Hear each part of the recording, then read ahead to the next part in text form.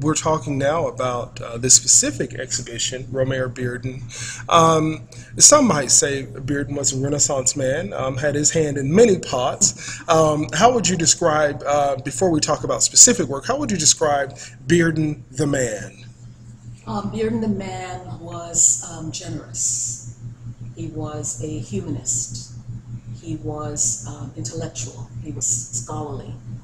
He was personable. He was accessible. People will tell you stories about how generous he was in giving away his art, how generous he was in producing work that could be sold to support other organizations, how generous he was in establishing institutions like the Studio Museum in Harlem and the Cinque Gallery in New York, both in New York, that he was an institution builder.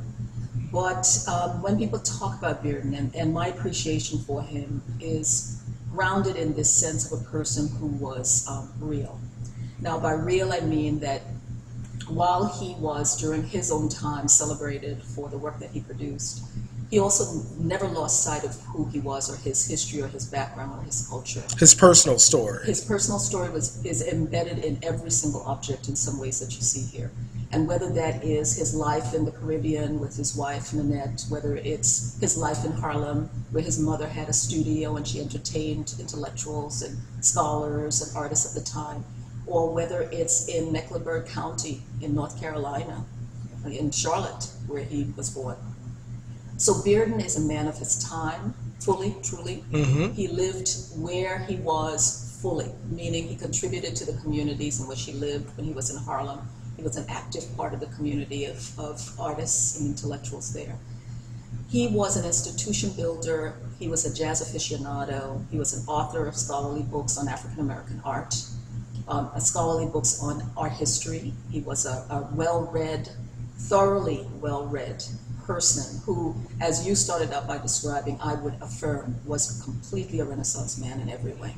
And this is perhaps, when you say a man of his time, this is the modernist era, Yes. right? And so that supplanted what was, that sort of ties into what was happening in Harlem, the Harlem Renaissance, which is also overlapping the WPA, the Works Projects Administration. And so the work then speaks to that? Does it start out speaking to those issues of that day? Bearden, like a lot of artists, really looked at what was being done around him. I mean, in terms of the art market and art production and creativity. He also was very astutely aware of the politics and the social issues of his time. So if you were to track the trajectory of his career, you would see that there were times where he did overlap during the Harlem Renaissance. He was a part of that scene. I would not say he was completely a Harlem Renaissance artist, but certainly he was engaged. For the period in which the Harlem Renaissance is described, he falls a little outside of that, but certainly Harlem and its Renaissance continue to be a part of his life and experience. But if you were to track his career from the 30s, the 40s, the 50s, and the 60s, you'll see 70s and 80s when he passed away in 1988. A 60-year span of time. It's a huge span. Yes. He was incredibly productive.